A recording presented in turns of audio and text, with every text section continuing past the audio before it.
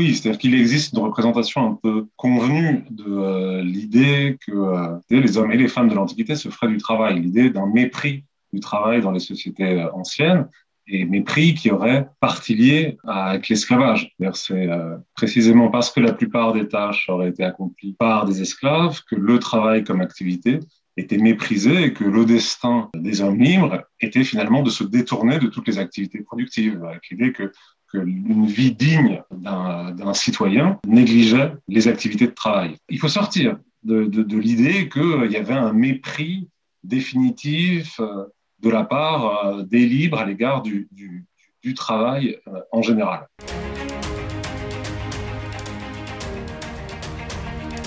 C'est un peu une image d'Épinal au sujet des sociétés de l'Antiquité grecque ou romaine. En réalité, le travail est au cœur de la vie sociale et de la vie de la grande majorité des hommes libres. Même une des spécificités des sociétés esclavagistes antiques, de toute façon, c'est que les esclaves ne sont pas cantonnés à un type d'activité en particulier dans la société.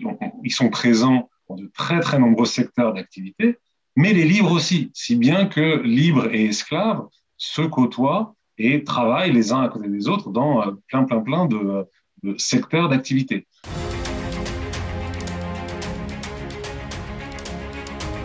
Il faut bien admettre que ce que nous-mêmes nous entendons sous le terme de travail, depuis, disons, au moins la fin du Moyen-Âge, n'existe pas à proprement parler dans l'Antiquité. Il n'y a pas de terme, ni en grec, ni en latin, qui ne correspondent à la notion moderne de travail.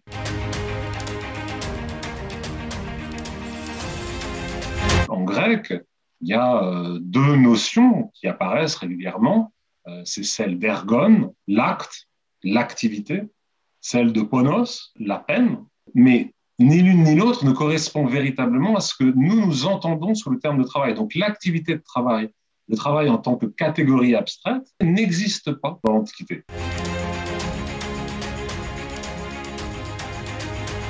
Point de départ, disons, de mon intérêt pour le monde grec et les cités grecques à l'époque classique et hellénistique, c'est d'abord un intérêt pour l'histoire politique du monde grec et qui tournait quand même essentiellement autour de la question de l'invention de la démocratie et de la spécificité de l'expérience politique ou de l'expérience démocratique telle que le monde grec l'a vécu entre le VIe siècle avant notre ère et le 1er siècle avant notre ère.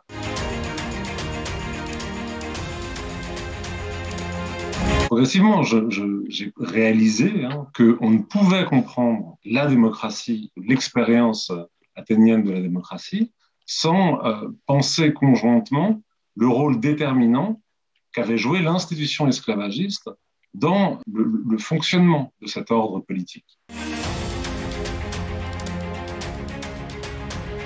C'est un thème très ancien chez les historiens du monde grec. Un grand historien anglo-américain, Moses Finlay, parlait de la marche, évidemment paradoxale, mais marche main dans la main de la liberté et de l'esclavage. C'est-à-dire que la première cité démocratique de l'histoire, Athènes, a aussi été la première grande société esclavagiste de l'histoire.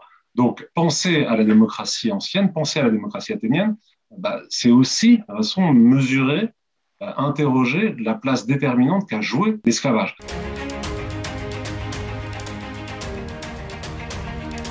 C'est pas totalement faux, mais c'est pas totalement vrai pour la simple et bonne raison, comme je le disais tout à l'heure, que les hommes libres, dans leur immense majorité, travaillaient. Donc même si cette idée est un peu simpliste, il reste qu'on ne peut pas comprendre les sociétés civiques du monde grec sans interroger l'esclavage. Et c'est comme ça que progressivement, mes travaux se sont intéressés vraiment aux faits esclavagistes en Grèce.